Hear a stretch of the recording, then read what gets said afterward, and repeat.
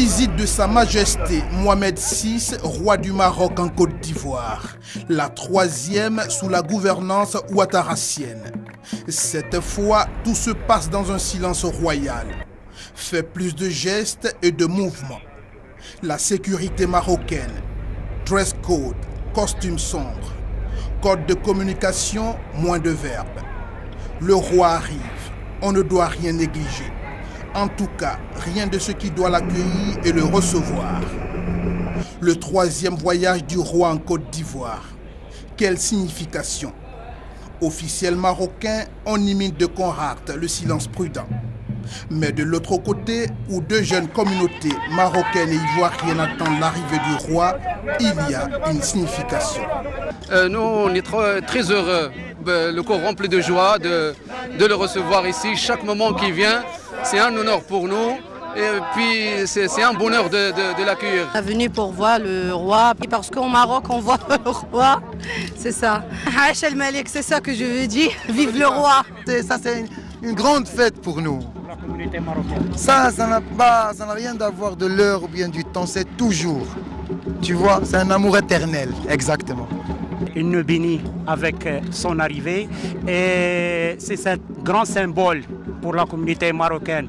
Une autre signification, et non des moindres, d'un témoin de l'histoire. Ça fait 3 fois qu'il vient, est-ce qu'on a besoin d'en faire un événement? Mais pour lui, partout où il est, c'est un événement.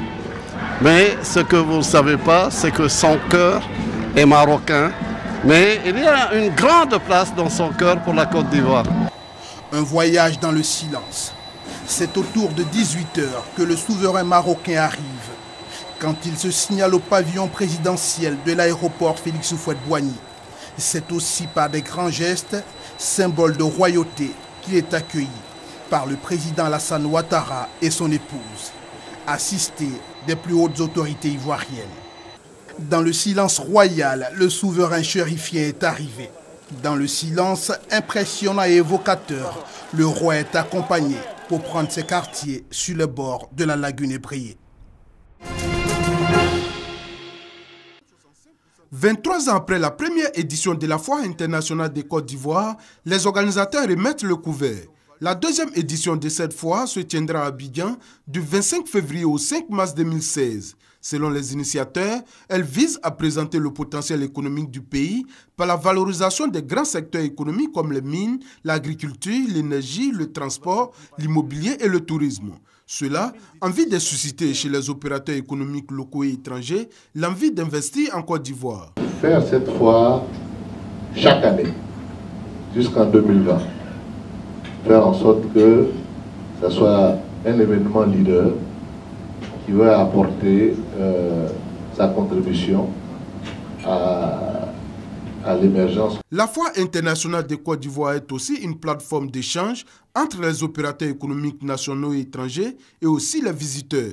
C'est pourquoi, outre les expositions, il est prévu des conférences, des ateliers thématiques et des rencontres B2B. 900 exposants issus de 144 pays du monde entier sont attendus à Abidjan.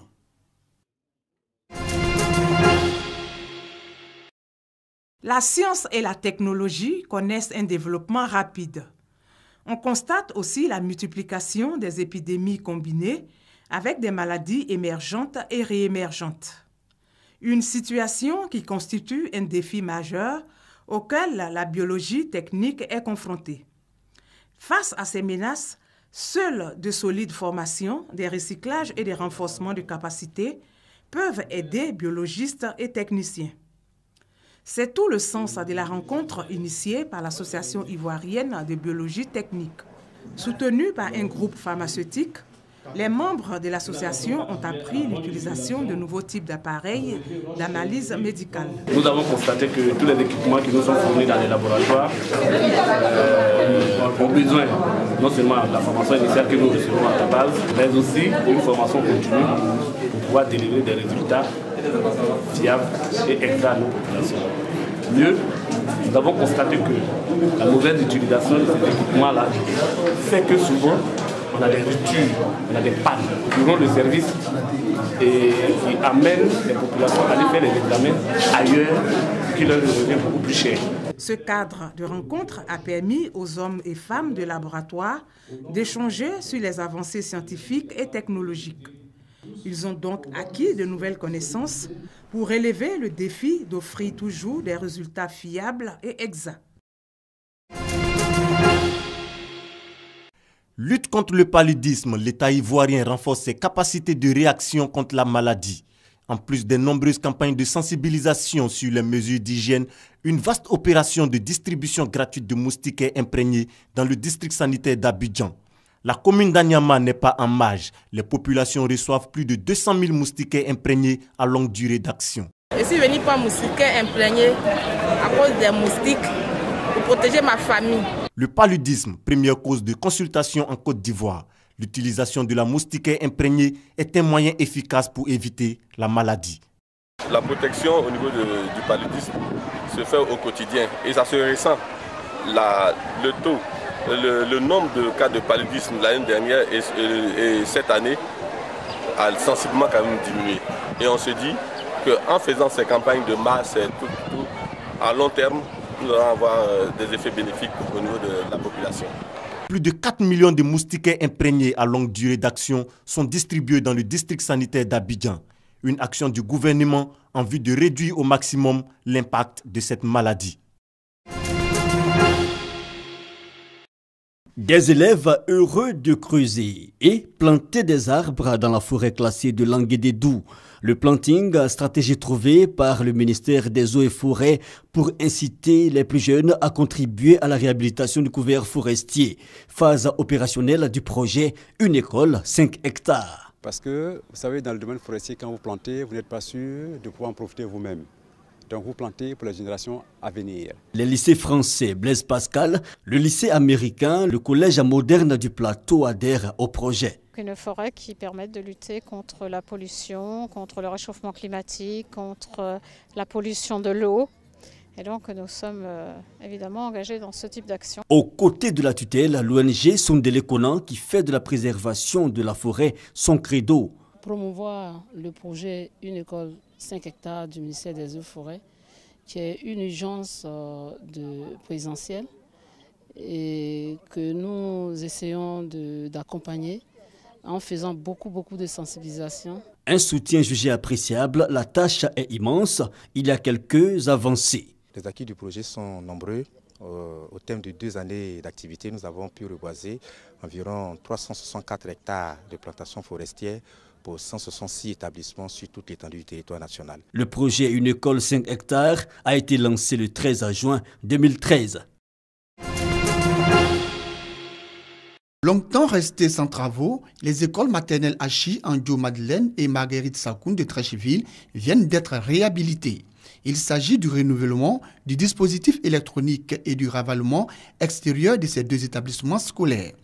L'initiative est de l'Association des Sénégalais résidant dans la commune de Treichville, une initiative en signe de reconnaissance pour cette commune d'accueil. Jérôme Aïssi, premier adjoint au maire de Treichville, a au nom du maire de la commune, François-Albert Amicha, traduit la reconnaissance de la municipalité à la communauté sénégalaise de Treichville pour ce geste de haute portée sociale, mais aussi pour cette marque d'intégration sous-régionale. Nous sommes satisfaits des travaux. Notre école avait besoin de travaux de ravalement. Aujourd'hui, le cadre s'est amélioré et ça va permettre aux éducatrices de travailler dans un cadre meilleur. La remise des clés de ces 2 établissements constitue un acte qui vient améliorer l'environnement dans lequel travaillent les enfants. Notons que cette cérémonie était rehaussée par la présence de son Excellence Abdoulahad Souran, ambassadeur du Sénégal en Côte d'Ivoire.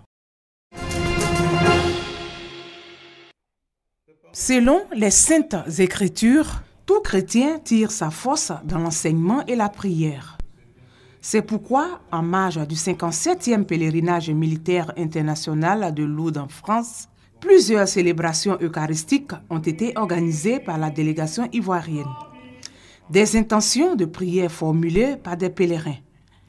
Des prières également pour le maintien de la cohésion sociale en Côte d'Ivoire, la guérison des malades, en particulier les militaires.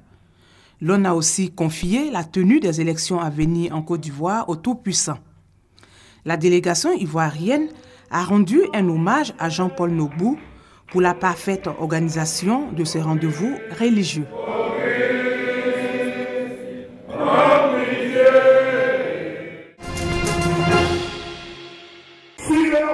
Si le Saint-Esprit n'est pas avec vous, vous ne pouvez pas dégager la passion que le Christ a eue.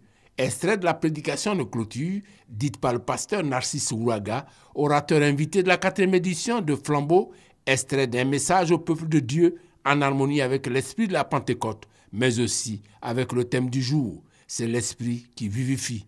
Sans le Saint-Esprit, même on peut faire toutes les grandes organisations, on peut faire tout, mais l'église ne sera pas une église forte. Pour qu'il y ait une église forte, il faut vraiment le Saint-Esprit. Je crois que toujours en Afrique ici, nous avons besoin du Saint-Esprit. Comme tous les chrétiens du monde, les fidèles de l'église des Assemblées de Dieu d'Abobo-Doumbé Koweït se sont donné rendez-vous pour célébrer la venue du Saint-Esprit promis par Jésus-Christ et répandu sur les apôtres 50 jours après Pâques. Plusieurs activités ont été menées dans le cadre de Flambeau 2015, institution interne à la communauté des Assemblées de Dieu d'Abobo-Doumbé Koweït. Pendant les 3 jours, nous avons fait des semaines spirituelles, des prédications et des prières de délivrance. Et ce matin, l'accent sera mis sur le baptême improprement du Saint-Esprit. De nombreux visiteurs de Dieu ainsi que de chrétiens venus des ministères de tous les districts d'Abidjan se sont retrouvés à Abobo-Doumbé, espérant recevoir l'onction du Saint-Esprit comme les apôtres de Jésus, communier ensemble dans le cadre de Flambeau et de la caravane du Saint-Esprit et surtout unir leurs prières pour le pays.